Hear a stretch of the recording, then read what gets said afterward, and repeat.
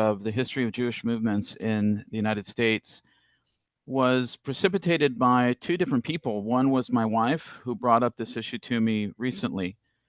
She mentioned that she felt that many of the people that we were interacting with, either locally or at a distance, were not familiar with the differences between the Jewish movements. They had sort of preconceived ideas, maybe stereotypes, or just ideas that necessarily were not reflective of the more complex history of the different Jewish movements in the United States and throughout the world as a consequence.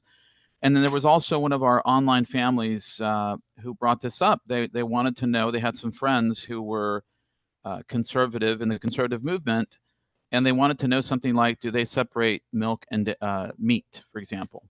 And I answered sort of in a maybe humorous way. I said, well, theoretically, yes, but in practicality, many times, no. And so they were somewhat intrigued by my answer.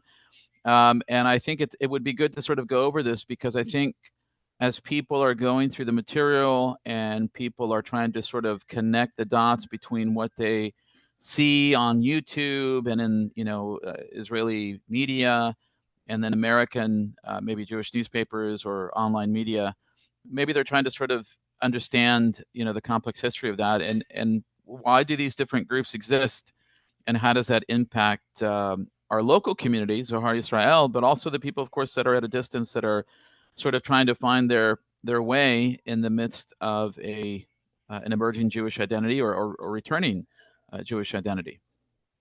So I'm assuming that everybody can see the presentation. If you can't, just let me know. Sometimes when there's actually fewer students, it's actually good, because there can be a little bit more interaction. I've got an iconic image at the very beginning, which is the Lower East Side of Manhattan. I think this is sometime in the 1880s, 1890s, probably a little bit later, based on the dress. But whatever the case, it's reflective of the image that many people have about the American Jewish experience. And in many ways, it colors and it creates the lens through which we see Jewish life in America. And of course, it's something incredible, because we had essentially 2 million Jews, I forgot the exact number, that came to the United States in the 1880s, principally from Eastern Europe, principally Russia, as a consequence of Russian violence against Jews, of pogroms in Tsarist Russia. But there was a Jewish community here before that time. And the reason that I mentioned the influx of Jews in the 1880s, for example, 1890s, is because they had certain experiences which in many ways shaped the American Jewish scene for decades to come.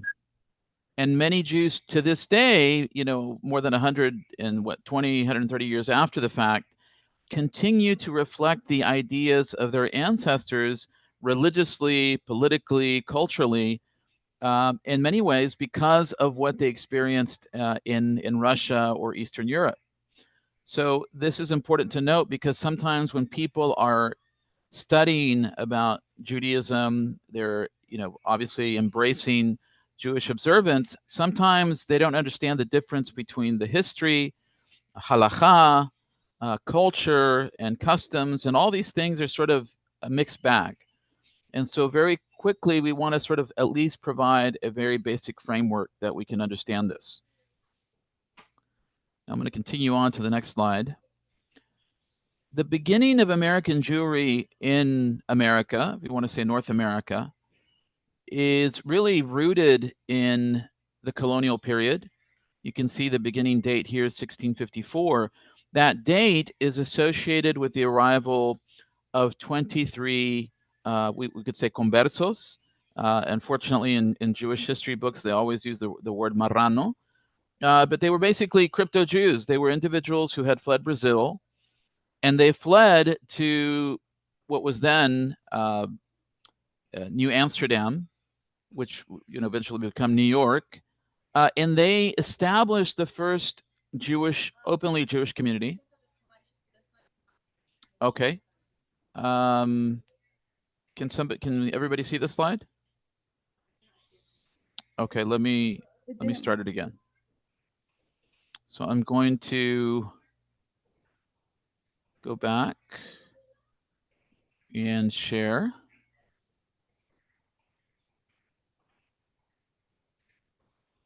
Can you see my screen? Okay. All right. So I'm assuming you can see that screen? Okay, very good. So in 1654, we have the beginning of the Jewish community in the United States. It's founded by Sephardic Jews that have ties to Amsterdam. Some of them may have had ties to London. If somebody could mute themselves, there's some background noise. I think my wife is going to do that. And these early Spanish and Portuguese Jews establish the historic communities that many of you have heard of before. The one that we're looking at right now is Congregation Yeshuat Israel in Newport, Rhode Island. It's, you can tell it's very colonial.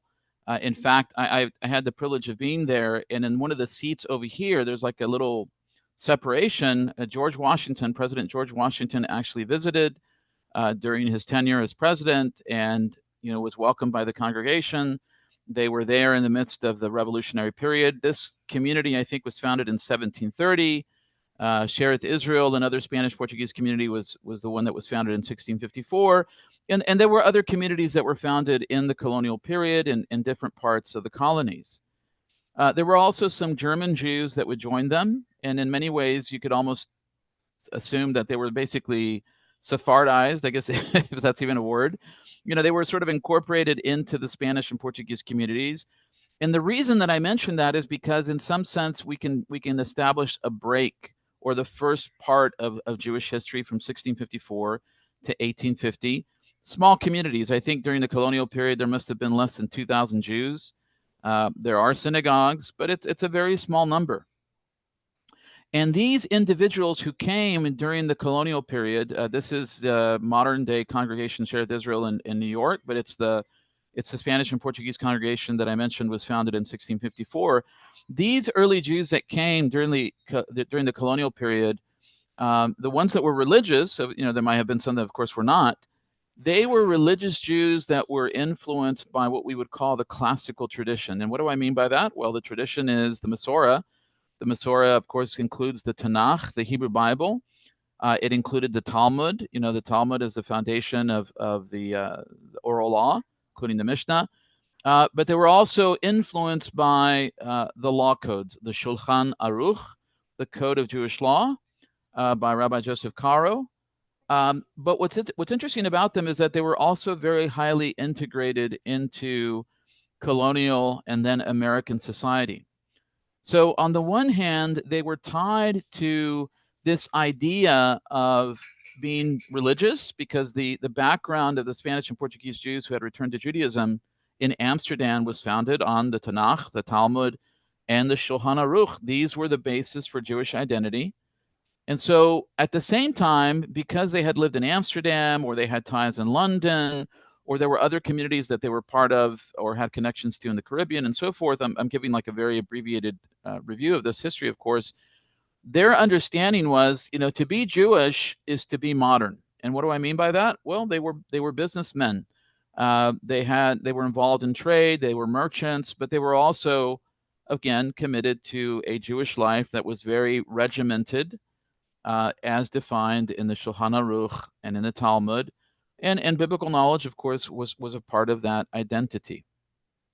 And I say that because in many ways, the world that we live in today is very different.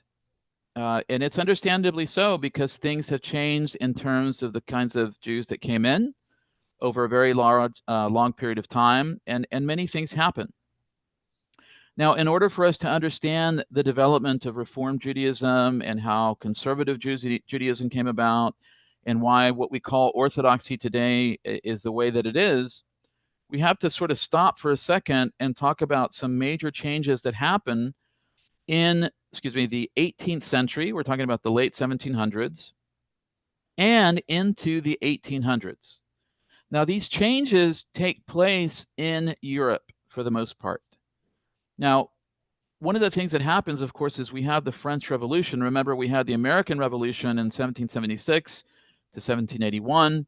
And what's amazing about the American experience is that on a national level, on a federal level, the adoption of the Bill of Rights about, Congress shall make no law, regarding religion, the freedom of speech, so forth. These are revolutionary because they grant Jews on a national level, I'll explain what I mean by that, a unique place in the experience of this new republic. They weren't being discriminated against at the federal level because they were Jews. Now, at the state level, there were states like the state, I think Maryland, for example, had a law until 1830 that you could not hold state office unless you were a professing Christian. I think there was another state in the Midwest until like 1870. There were these cases here and there where states have still retained this kind of discriminatory aspect, but nevertheless, the simple idea, the simple fact that Jews were not being discriminated against at a federal level in terms of basic rights was incredible. Now, in Europe, in 1789, we have the beginning of the French Revolution. If I remember correctly, 1789 or 1793. My dates are a little off sometimes. But we have this period of the French Revolution, and one of the things that happens in the midst of all the chaos, if you've ever studied the French Revolution, and you know about Robespierre, and you know about the guillotine and Marie Antoinette, and all these kinds of things, it's very chaotic, it's very destructive. But in the midst of this tragedy that unfolds in a very different way than it does in the American case, the question about Jews and their place in society comes up. And the question is, are Jews essentially Frenchmen who hold to a particular religious view, or are they, inexorably, or are they indelibly foreigners to the French nation? And it's interesting because there's two different approaches that are taken by Jews. There are long-standing Spanish and Portuguese Jews. These are the descendants of conversos who had fled the Iberian Peninsula in the 1500s into the 1600s, and eventually they sort of come out of the closet, so to speak, when Judaism is legally tolerated. These Jews were very successful. Many of them were merchants again. They did very well financially. They basically make a deal. They say, we will trade our collective community rights, to have a separate law system, if you will, if you will grant us full citizenship. So we'll have rabbis, but they're not really going to be the source of law, of civil law. We're going to look to the French court. We want to participate in French society. So we're willing to trade, the benefits or the privileges of having our own separate legal system, so to speak, for recognition as French citizens. The Ashkenazic Jews are a little bit more unsettled by this. They're not so sure about that because they realize that there are benefits to be weighed, but there's also, you're giving up something, right? You're giving a certain kind of identity and structure away. That doesn't mean that you're not going to be able to live a Jewish life, but you're basically breaking down the community as a structure. And then individuals are going to be able to live in accordance with their own conviction, right? They want to be Jewish, they're going to live that Jewish life. But if they have a legal issue, they'll go to the respective court system and so forth. And that basically begins to spell the end of the type of kahal, the type of congregation that we would think of in the medieval period. Now, this is all related to this issue of reform and conservative. We're just trying to give some background. Napoleon, the rise of Napoleon Bonaparte is very important because as Napoleon conquers much of Western and Central Europe, he convenes something called the Great Sanhedrin in 1806, and he wants to essentially ask the same question that was asked during the French Revolution. Are Jews Frenchmen who have a particular religious persuasion, or are they're foreign people? They're never going to be French. They just happen to live here. And essentially the answer that French Jews give, because there are representatives that are called to this Great Sanhedrin, as it's known, they say, yes, we're Frenchmen of, the Mosaic persuasion. And the reason that they say that is because they've lived in France for, you could say easily 1,000 years, if not longer. They're part of the national history of France. even though during the medieval period it's been a very difficult. There have been expulsions and there have been re-entries of Jews, and it's like much of medieval Jewish history. It's a very challenging and problematic experience. But Jews have been there for hundreds of years, in some cases longer, depending upon the area. Whatever the case, they see the opportunity to be citizens, because this is something that we often take for granted. Jews were not citizens of most countries. In fact, no country, as far as I know, during this period of time, with the exception of the United States. And so Napoleon, whatever you think about him, gives them the opportunity to essentially enter into modern society. They're not going to be restricted by the discriminatory practices that were levied against them. They will be able to partake of French society and all the benefits of that and the protections of that. Now, when Napoleon falls, there's something called the Council of Vienna in 1814, 1815, and it basically scales back the integration of Jews into modern society, not just into France, but in all this, the different countries that had been affected by Napoleonic conquest. Now, why is this important? Because once you raise the question of being part of a modern society, in essence, you can't put the cat back into the bag. Jews are looking at this and saying, listen, we live in the 1800s. This is the modern world. Are we doing something in essence that is keeping us as Jews, as a community, from being part of the greater community? And this is something that will begin a series of events in the 1810s, 1820s, and it will continue throughout the 1800s, that will begin to, what we could call, initiate a transformation of the way that many Jews thought. Now, there is an individual that many of you may be familiar with. He's Immanuel Kant. I list him down here in this picture. He's a famous philosopher. And his ethical theory, or his theory of philosophy, included one particular tenet, which I think is important for our discussion, and that's the belief that morality, to be true, is ultimately grounded in rationality, and that true ethical principles must apply universally and unconditionally. So what does that mean? It means that if something is true, it has to be true for everybody. It just can't be true for your people. It has to be true for every nation. And the challenge that many Jews have is that they're looking at Judaism and they're saying, well, we have the Torah, we have the Tanakh, we have the Talmud, but the Talmud is focused in on essentially the discussions of the oral law. And for the most part, the oral law is obviously concerned with what? It's concerned with the Jewish people. It's particular to the halachic requirements of living a Jewish life. Yes, there are discussions about the Noahide laws and what are the requirements for a non-Jew to live by. But it's a Jewish document, right? It's concerned with living a Jewish life. And the codes, the Shulchan Aruch, is a code of Jewish law.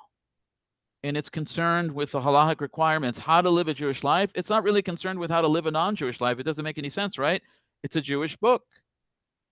And so these individuals, some individuals begin to become educated in scholarly circles, academic circles, individuals like Moses Mendelssohn, and I think David Freelander. There are many other individuals. And they start to think about, we're being challenged in a sense by Christian society. They're challenging us to say, if you have something to share, it has to be universal. It can't just be particular to you, or according to Immanuel Kant, it's really not something that is universal in nature. And one of the things that happens is that these individuals begin to, in essence, undergo a type of reformation like the Protestants underwent under Martin Luther and then under Calvin, Zwingli, and all these other individuals in the 1500s when it came to the Catholic Church and the emergence of Protestant Christianity. You could say the same thing. There are individuals within the Jewish community that are saying, what is it that we stand for as Jews in the modern era? And then taking Kant as the basis for their way of thinking, they say, what do we have in common with Christians that is universal? And they say, oh, it's the Bible, the Tanakh, the Hebrew Bible. That is universal. That is true. And it's not that Jewish practices and customs are not good, but that's not really what Judaism is about. They're going to say, we're going to look at, the most important elements of historic Judaism, and we believe that these are grounded in the Bible. And in many ways, as odd as it may seem, because I know the background of many of you, what they are arguing is that they're going to return to the original intent of the Bible. They're returning back to Scripture, and they're going to cut basically a lot of what they consider to be the accretions of observance that have come in. They even argue that it's in part a reaction to the greater Christian society in the medieval period. Jews have become more insulated, more customs, minchagim, have developed. Sometimes they're grounded on superstition. Sometimes they're grounded on being in the diaspora. And they're going to go back in their minds to the original, if you will, the original idea as founded in the Bible. It sounds sort of like sola scriptura, or only Bible, if you're familiar with that term that many Christians use, because in many ways it has that kind of thinking. Because the reformers, they're influenced by that. And it makes perfect sense why they would think that way. So between 1810 and 1820, there are congregations in Germany, in Seesen and Hamburg, Berlin, that arise that begin to introduce changes to the synagogue. And what they do is they begin sort of slowly to implement things based off this model of what the ideal should have looked like in their minds. And they're also emulating what they see to a certain extent in Lutheran Protestant churches. Now, that shouldn't seem so foreign to us because it makes sense, right? One of the things that I raised previously is that we have a rabbinic responsa, a responsum, asking the question about whether it is acceptable for a Jew to sit outside of a church to listen to the singing of the church and then take that song and then apply Hebrew lyrics to it to create a new form of Jewish liturgy. Now, at first glance, that might be like, oh my gosh, how can that be? But if you think about it, Jews have always been impacted by the surrounding culture. If you look at the Spanish and Portuguese tradition, if you look at the Italian, the Talkim, if you look at the musical patterns of Jews in North Africa, in what we call the Maghreb, or if you look at Jews in Iraq, or in all these different places, every Jewish community is impacted. There are differences among them. They may have similar, of course, halacha, but the minchagim, the customs, the way they sing, the way they dress, many of these things are different. Why? Because they are part of this greater culture that they live in. And in some sense, we have to sort of understand the reformers and their thinking. I'm not saying that we accept it, but I'm trying to explain what they're thinking. So one of the things that they do is they say, we're no longer going to celebrate 2 days for a Yom Tov in the diaspora, because in reality, in the land of Israel, we would only celebrate 1 day. So the biblical model is 1 day. We should do 1 day. But part of this thinking goes beyond that, because what they're going to argue, and we're going to see this, is that this idea of returning to the land of Israel is something that they believe is no longer applicable. And neither is the hope of reestablishing the Beit HaMikdash, the temple. So if you don't have a temple and you don't plan on rebuilding it, what do? Well, your synagogue becomes your temple. And this is one of the reasons that Reformed Jews refer to their synagogues as what? As a temple, right? Reformed temple. It's a theological statement that they're making. We don't look forward to the reconstruction of the Beit HaMikdash, the temple, because this is our temple. And at this particular time, they say we're not looking to return to Eretz Israel, to the land of Israel, because Germany, believe it or not, or France, or other countries, as time will go on, that is our Jerusalem. And so they begin to implement these kinds of changes. They have mixed seating. They have some different observances. They begin to incorporate things that on the surface are not problematic. They start incorporating German into the service because many Jews didn't speak Hebrew. And of course, as American Jews, we can sort of understand that, right? We have a Siddur that has Hebrew, we have English, or in our synagogue, we have that one, plus we have one in Spanish and in Hebrew.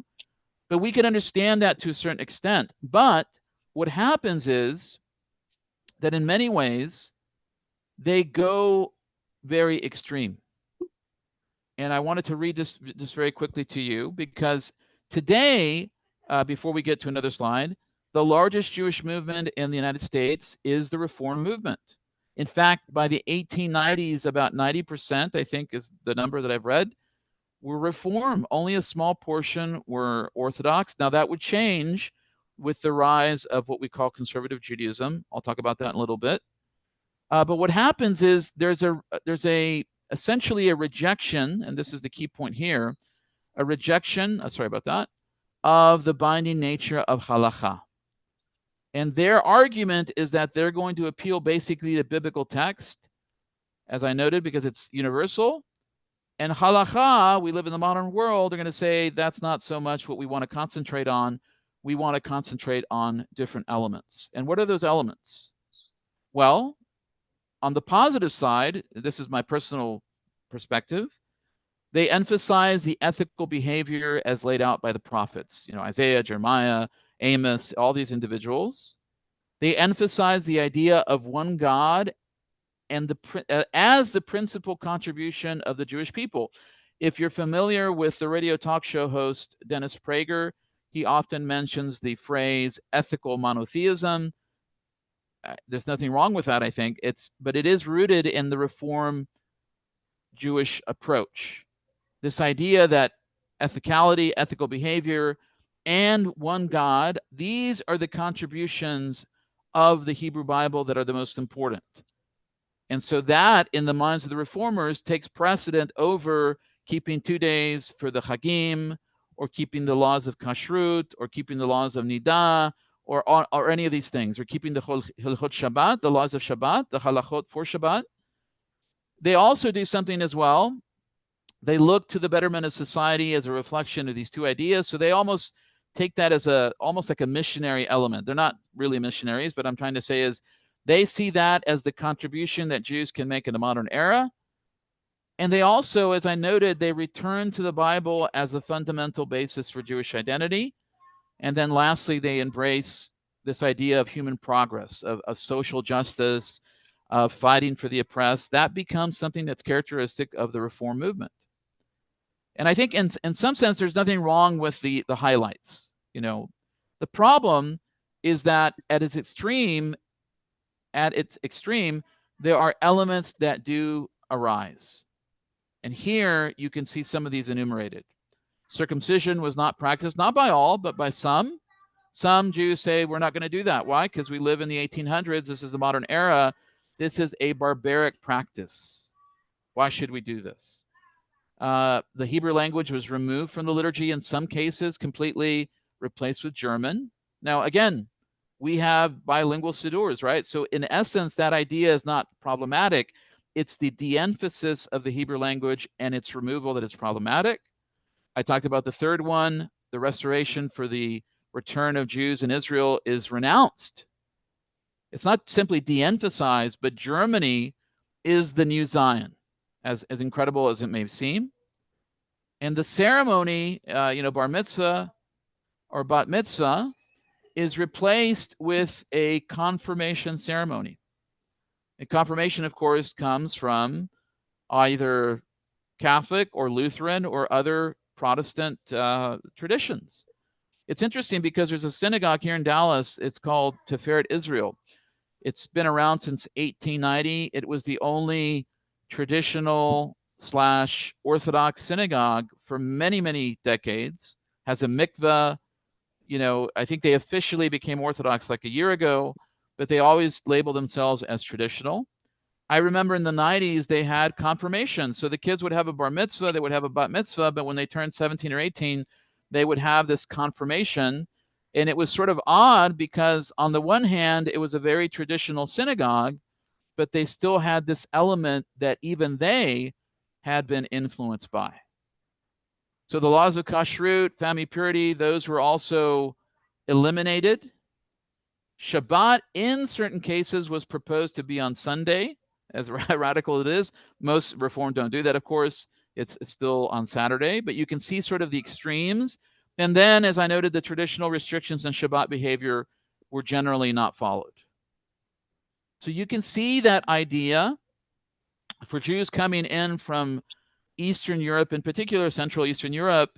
This is what they were beginning to see influencing in America, where the Jewish population was much smaller, and where this is in many ways, in the minds of those who adopted it, an easier way to integrate themselves into American society and into European society. Now remember, I contrast this with what we started with, which was the initial individuals, the Spanish and Portuguese and then German Jews who came and who were very traditional. The synagogues continue to reflect that. The 4 synagogues that are historically Spanish and Portuguese, the ones, unfortunately, the ones in the Caribbean, for the most part, I think, are no longer Orthodox. But they showed a model that could still be followed. But the majority of people coming in, they saw Reform as sort of the way to go. Now, the tendency of Reform to move so quickly in 20, 30, 40 years to begin to embrace these radical ideas, it's too much for some people who are interested in the opportunity or the possibility of, shall we say, updating Judaism. We don't have to dress like we did in the medieval period. We don't have to embrace all of the minchagim, the customs that are not necessarily part of halakha. We can live in a modern world. We can be educated in the university. We can be individuals, men and women who are part of modern society.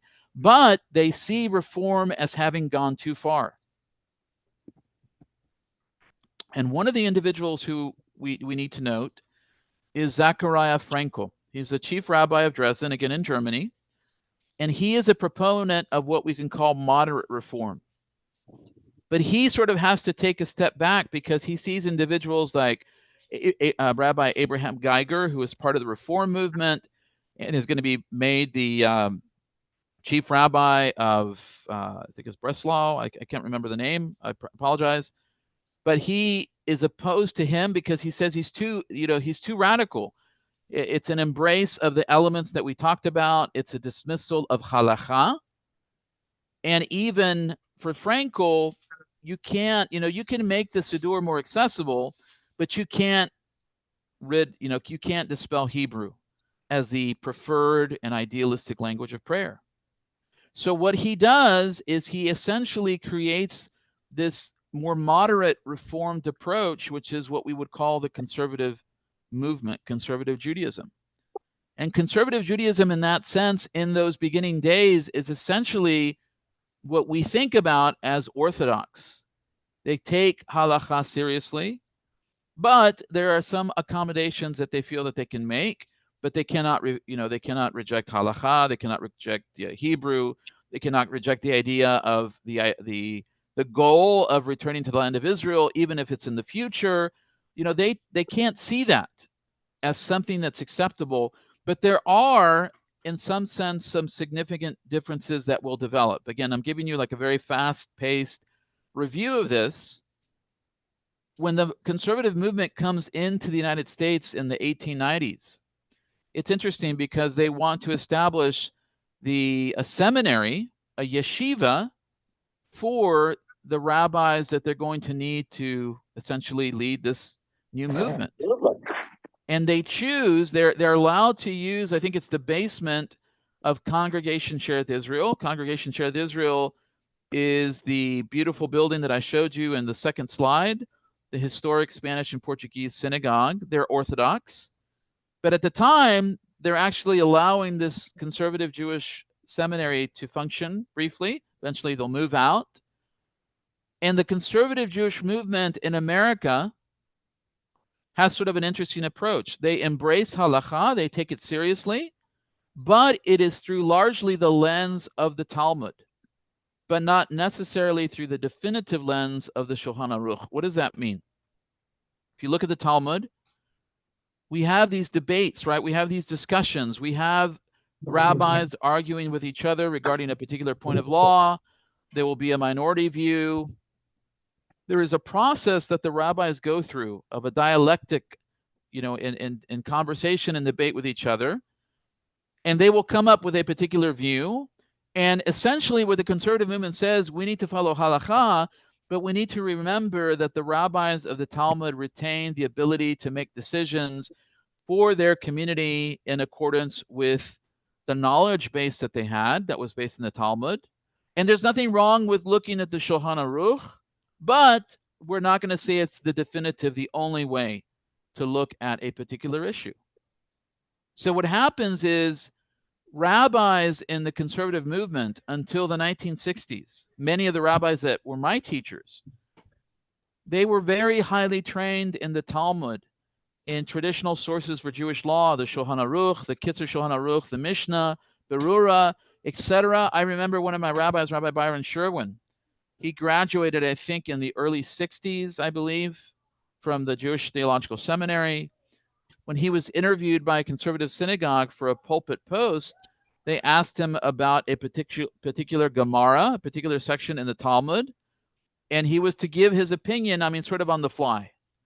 It was something that they still took very seriously, but something would happen in the 1960s, and that's, of course, we have the 60s. We have the sexual revolution, we have the civil rights movement, we have the cultural movements, we have all these different things that are transpiring, and the conservative movement will be highly affected by that. Now, by the time of the 1960s, conservative Judaism probably represented about half of American society. You could say something like 40% were Reform, 40% were conservative. These are loose numbers. And, the other, that's 80%. So 45, 45. And then the last 10%, whatever it is, 15% would be Orthodox or traditional.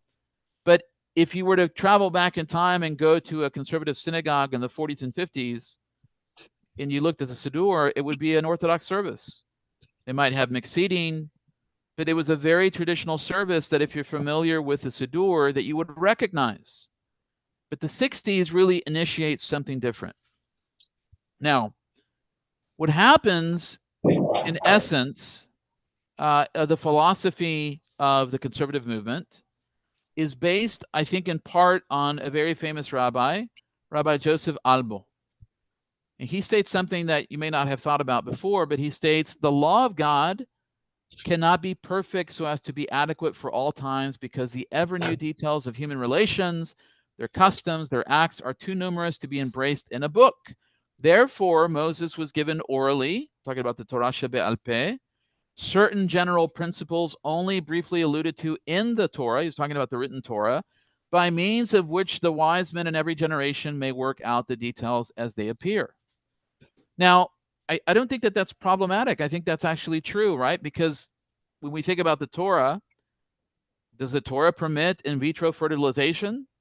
Does the Torah permit, God forbid, the necessity of having, a medical induced abortion, or all kinds of cases? Just throw out every case that you can think about in the modern world that we deal with. Does the Torah specifically address those? No, it doesn't.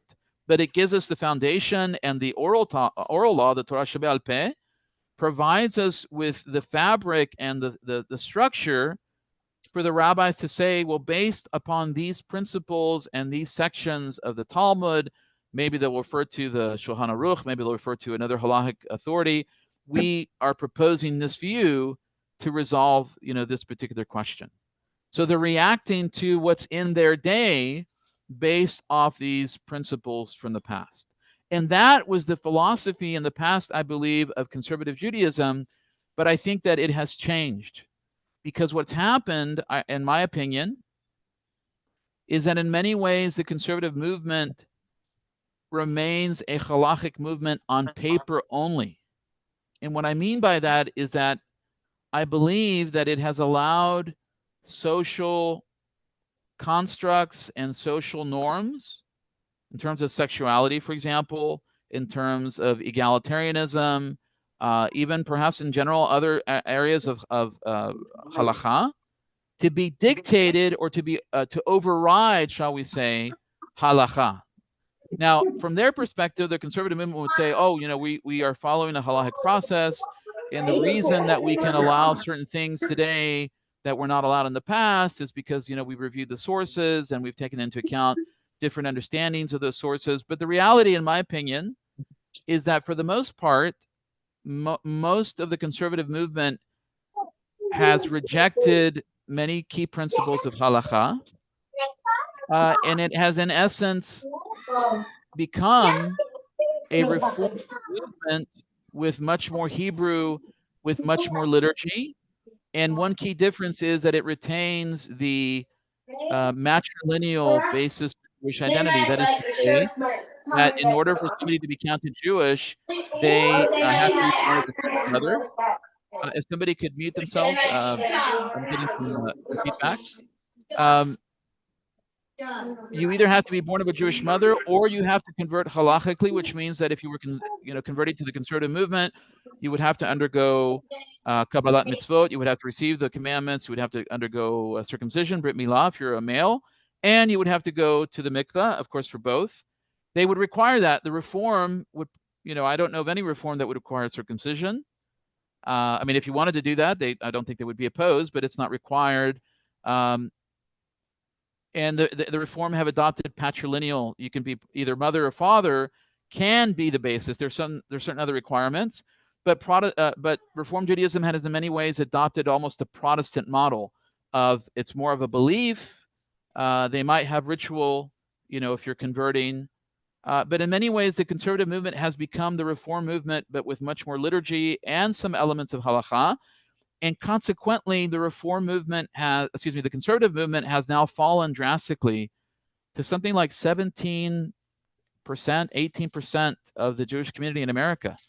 From a high of, 45%, it's down, maybe it's even lower because the numbers I saw were several years ago. And I think in many ways, many conservative and reform Jews don't necessarily know the difference. They know that a conservative synagogue has more liturgy, but the dividing lines have changed. And in many cases, there's actually been mergers that have happened when conservative synagogues and reform temples can't sustain themselves. They often become one. And I think in many ways, it's sort of this loss of, what is the purpose of the conservative movement? Now, Orthodoxy, in many ways, and I'm not going to go over all these details, in essence, reacted to the extremes of the reform movement in, again, the 1800s. And part of this, when we think about the word Orthodox, that is not an inherently Jewish term. Orthodox is really a Christian term, which is you have Orthodox and you have heterodox. What is heterodox? Well, it's everything that is heretical, everything that is not Orthodox in faith, that is not correct, that is not proper. It's something that is outside of the boundaries of what is kosher, shall we say. And it's interesting that Orthodoxy adopts this term because in many ways, it's a reaction to what is happening outside of these more traditional or more quote unquote conservative circles, not conservative in terms of conservative Judaism, but traditional in sort of a general term. And the individual who becomes the spokesman, shall we say, in the 1800s for this emerging orthodoxy, again in Germany, in these, Central Europe, is Rabbi Samson Raphael Hirsch. You may know him because he has a Chumash. He wrote a book called Horeb, other works. And he says the following. He says, let us not deceive ourselves. The whole question is simply this. Is the statement, and God spoke to Moses saying, with which all the laws of the Jewish Bible commence, true or not true? Do we really believe that God, the omnipotent and holy, spoke thus to Moses? So for him, it's very simple. It's a black and white issue. It's either God said it or God doesn't. And that kind of an attitude of black or white is something that sort of follows orthodoxy in many ways. Now, today we have many different branches of orthodoxy. They're not all the same. You can have a very fundamentalist, very hardline position, which people would associate with Haradim, the fundamentalist, those who fear God. So the word Haredi means to be fearful, to be in awe. But you have also other individuals that we know as modern Orthodox or open Orthodox, And I would actually argue that the Sephardic tradition is sort of, in many ways, historically, a bridge between the conservative movement and what we would call Orthodox. It was a movement, remember back to the very beginning of the lecture, when we talked about those individuals who first came in the 1600s, 1700s, they were individuals who were very learned. If you look at the paintings of them, they're dressed in colonial, their three-pointed hat. They look like Benjamin Franklin. They're individuals who are very integrated, very educated, but they're also very devout. And they didn't see any conflict between this. And what happens in certain ways, or in certain means, is that this emerging orthodoxy of Rabbi Hirsch and others begins to sort of pull to a more rigid stance of black and white. And one of the ways that we might describe them is there's a statement in the Talmud in Berachot A, where the Talmud states, from the day of the destruction of the temple, the Holy One, blessed be He, has not but 4 cubits of halacha in this world. It's the idea, in essence, that halacha is the only primary concern for religious Jews as the means to connect to Hashem. The challenge that we have, or at least that I would pose, is that in many ways this is counter to the experience of Jews through much of history. If you look again back to the Sephardic tradition in the medieval period, especially in Andalusia, in southern Iberia, if you want to say it that way, we would have, in essence, Jews who were philosophers, but they were religious. You would have Jews who were doctors, but were religious. You have Maimonides, of course, or the Rambam. You have individuals who are mathematicians and scientists, and they're all these different elements. They're not limited to one particular aspect. They're not simply studying, Talmud all day. They're also engaged in a profession. They're engaged in halacha, but they're also engaged in the world around them, because in many ways they see truth in the knowledge that God has made available to us as human beings. And so in essence, God can be known in the covenant and outside of the covenant. And those elements that are outside specifically of halakha doesn't mean that they're not part of a complete and balanced Jewish life. Now, I'm giving my particular bias, of course, but I want to sort of contrast that. And so in essence, what happens with these emerging groups of Orthodox that are not like the ones in the medieval period in Spain is that they believe that God, as this quote has, is the source of truth, which I don't think any of us would contend that. The Torah is a repository of truth. Its commandments must be objectively true and unchanging. As truth is objective and monolithic, so must the commandments be monolithic. There can be one halakha option. And I think the challenge of this position, as attractive as it may seem, because it makes things simple, right? Back to the black and white, is that it ignores that we live in different communities, that we do live in a modern era, and that we do have this repository of Jewish tradition in the Talmud where the rabbis are dealing with circumstances they face with the destruction of the temple. The temple no longer stands. And so they are having to adapt in accordance with those realities. And I think in many ways, what we see in Orthodoxy today and in its extreme form, you have the case, for example, in the state of Israel. I've put out a few links to many Haredim, many Orthodox fundamentalist Jews who say we will not serve in the Israeli military. And this population is now constituting, 1 million, 2 million out of a population of 9 million.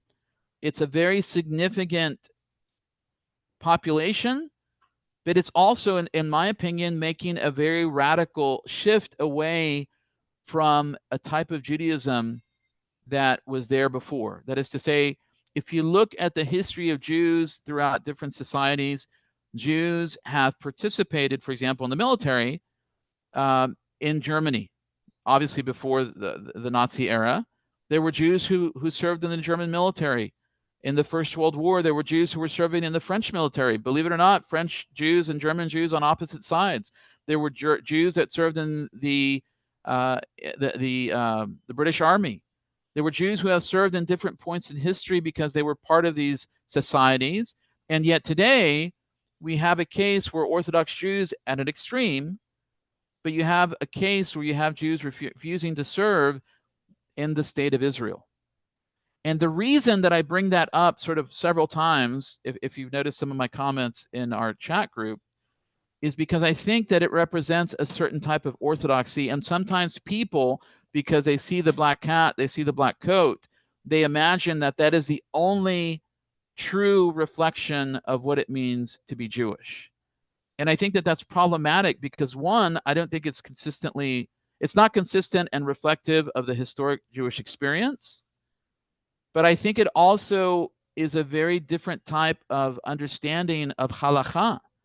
It excludes many types of learning. It's attractive in some sense to people because I think it gives people like a very clear path to follow. And in many ways, it deals with a lot of the issues and challenges that other movements have not, in my opinion, been able to successfully navigate.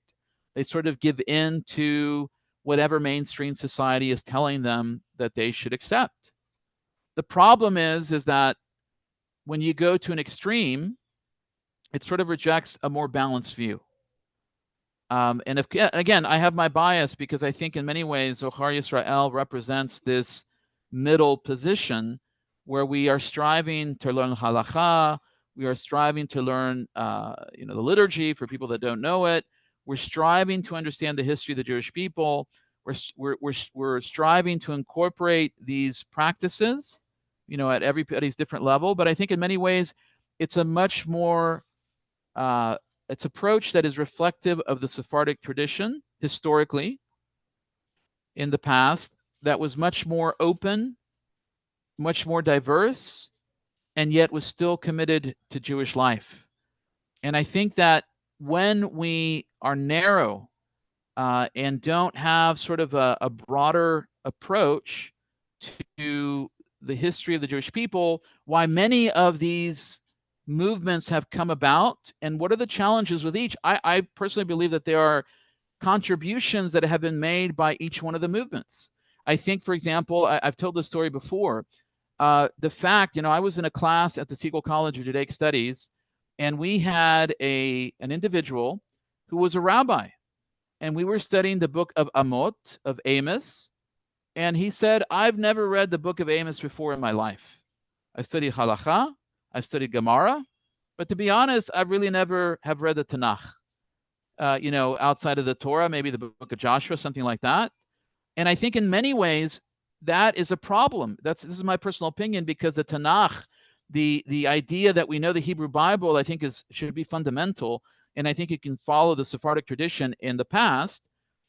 Today, Sephardic Jewry has become very influenced by the black hat world, if you will. And I don't mean that in a negative sense. It's something that people have chosen. They believe that's the better option.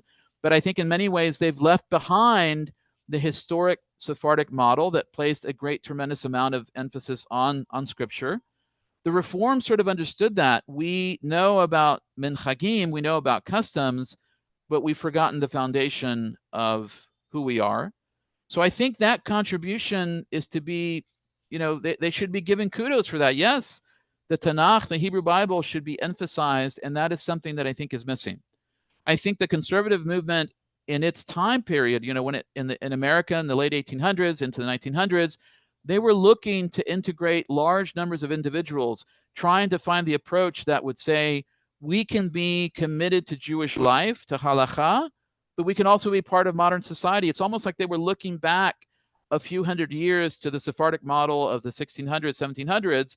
They were trying to find their place. But again, in the 1960s and 70s, the cultural revolutions begin to take their effect and their toll. And many of the cultural influences from Eastern Europe, many of the socialist and collectivistic and communist trends that I've talked about in the past, many Jews carry them with them because they see these approaches as the best guarantee for Jews to become part and accepted of modern society. I've mentioned this before, and I'm going to try to finish with this. In fact, what I'll do is I'm going to stop it there because I'm looking at the time, and I'm going to open it up to questions. This topic is so expansive, we could really go on for hours. but I'd like to get some questions and see what people think and what their opinions are. Again, I'm advocating for this kind of moderate traditional approach. I guess you could call it right of center, but I think it's something that emphasizes a very broad approach to learning. So if you have any questions or comments, I see some comments in the chat. Somebody says it's amazing because many times for people to understand a bar mitzvah, they will explain to Christians that a bar mitzvah is similar to the Catholic confirmation. Yes, very much agreed. In fact, many of these places where they were settled were called the New Jerusalem. Yes, that's true. Very much so. Do we have anybody that wants to raise a question? I have by a voice? question. Yes. So I have a question. It's very interesting what you say about everything that has to do with how the Sephardim they practice their Judaism. So around these days, I posted I made a post having to do with my dissertation where I was singing a song and I was explaining how it is very unique and in fact is part of my dissertation that we can trace Jewish traditions, specifically Sephardic traditions, in many folk songs that we inherited in the Hispanic world, right? And so that gives us a clue that even through the history of converses or crypto Jews, there were traces of that Sephardism, that Judaism, or that religious observation, even if in secret. So it spoke about an observation of the religion.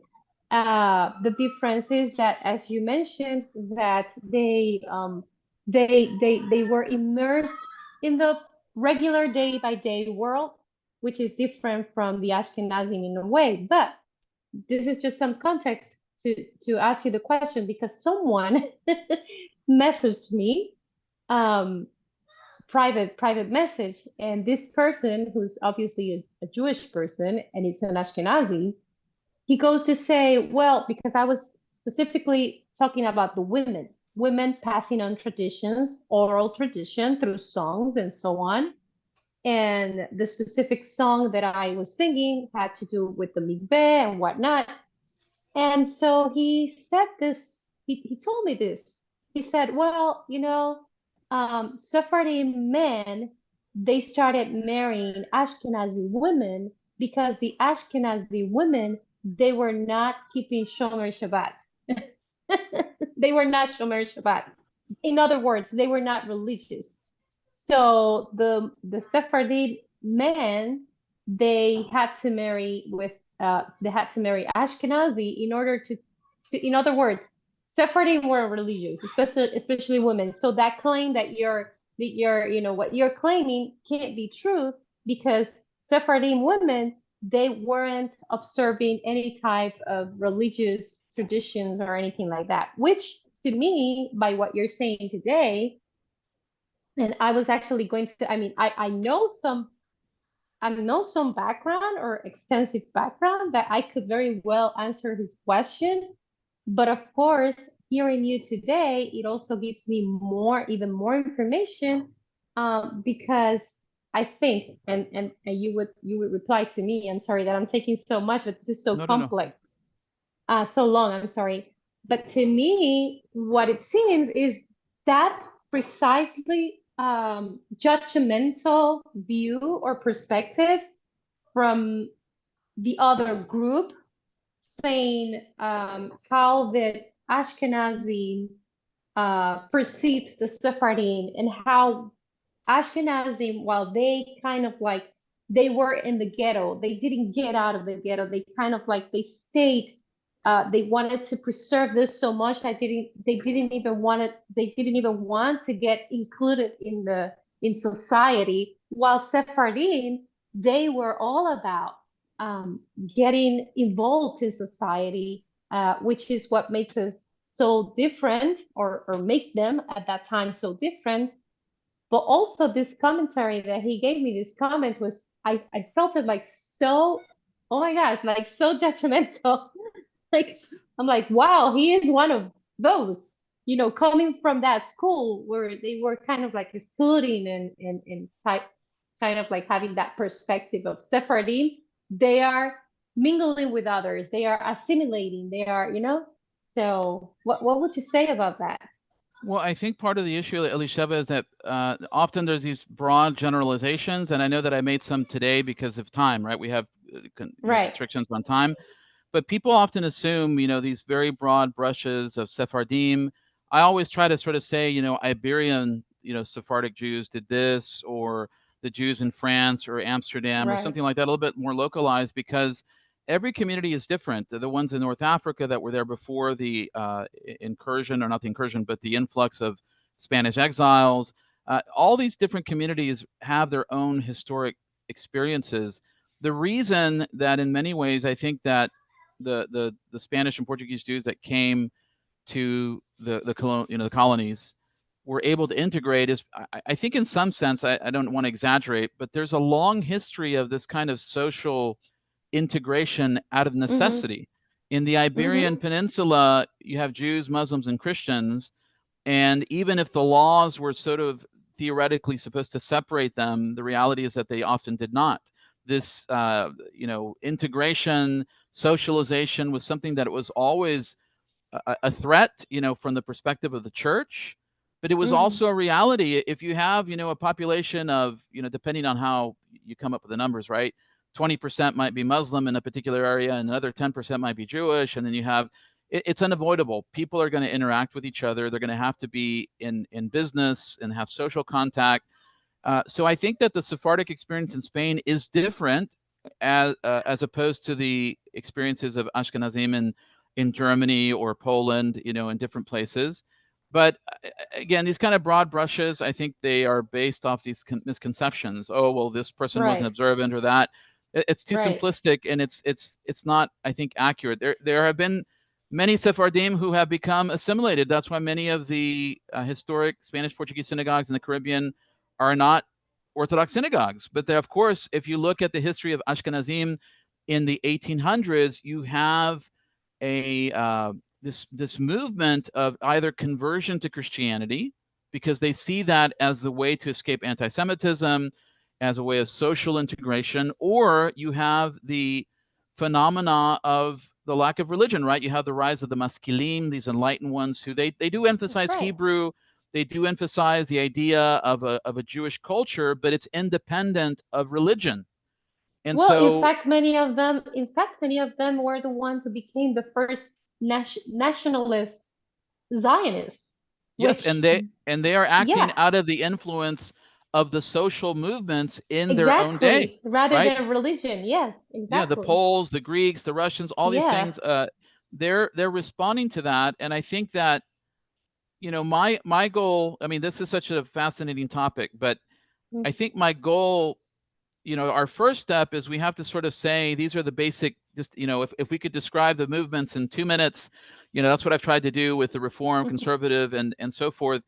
There are strengths in each one of them, but if you are trying to live a halachic life, then you have to sort of recognize where the challenges lie. That doesn't mean, again, I don't think it's a black and white issue. I think it's somewhere in that middle, because I think if you look historically, when Jews have been successful, they've lived and I see Amara's hand. They've been able to live a complete life. The way that one of my teachers, I think, talked about it was they were religious humanists. They loved Right. humanity. They studied literature, music, science, whatever it is, poetry. But they were also, it wasn't foreign to them to also be religious. And I think in many ways, the ones that are more fundamentalist, tend to sort of eschew or reject some of these quote unquote liberal arts, if we want to look at that. I mean, it doesn't have to be liberal arts; it can be just a regular profession. Amara, go ahead. Thank you, Rabbi. Thank you. You're welcome. So you were talking about also in the beginning, where, oh, 1 second.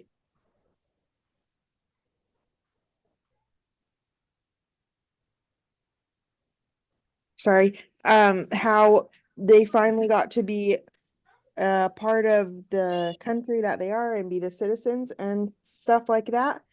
How does that look when you're actually getting married? Is it a thing of, well, because now you're a citizen of the country you're living in, can you get married like wherever? I know a lot of people like to do it outside or something like that. Or do you have to do it in the synagogue? How does that look? Well, I mean, the religious procedure for marriage is its own, we have to have witnesses, we have to have a ketubah. That is, still a religious issue, separate, from getting a license in accordance with the dictates of whatever county or state or country that you're living in. So it's not so much an issue about that as opposed to it's hard for us to conceive, because we've had the benefit of living in the United States or even Mexico. If you're Mexico, you're a citizen of the country. Jews were not citizens of European countries until, depending on the country in question, 1830s, 1850s, 1860s. I mean, we don't even think about that. We take it for granted that Jews would have certain rights, but they didn't. There were certain protections that were theoretically afforded to them, but they were not able to participate freely in modern society. I think the best way to think about it is if you look at, the post-Reconstruction era in America, where you have the rise of the Jim Crow laws. Of course, that's race-based against African Americans, but it's almost in that kind of sense, right? They're not slaves, but they're not truly equals in modern society. And I'm not trying to equate the two. I'm just trying to find like an example of how we can compare it. But Jews could be discriminated against in various ways in other countries. So then when they become citizens, they can run, for certain public offices. They have certain rights of protection. The law courts, they're supposed to have access to them. They can enter into certain professions, certain universities. In the United States, there was still a tremendous amount of discrimination that was levied against Jews well into the 40s, 50s, and 60s. One of the reasons that changed, and I talked about this in the Havara, was in the aftermath of the Second World War, when you had 500,000 Jews serve in the American military. You also had, I think, something like 2 million African Americans, and I think it was like another, I don't know if it was 500,000, I don't know the exact number of Latinos or Hispanics. Those kinds of, that integration into the military initiated the rise of what we would call the civil rights movement very slowly, but it began to change, the way that people perceived different social groups. So with respect to marriage, we still have obligations that we have to fulfill religiously for a marriage to be kosher, but that is separate from, going to the justice of the peace or whatever it is, the magistrate in your city, to get the legal license. And I would always encourage people to go through that channel, because the laws of the land provide, certain protections for certainly a woman, but a married couple. Halakha, Jewish law, doesn't have the authority to be able to deal with the practicalities, God forbid, of a divorce, of separation, all these kinds of things. We don't have that kind, rabbis don't have that kind of power anymore. So, using the legal system that's available to us and that perhaps we take for granted, I think is very important, because, it doesn't mean that we have to compromise on our observance, but we just sort of have to integrate that into a modern society. So I don't know if that answers your question. I know I went off a little bit on a different track. No, that's good. Thank you.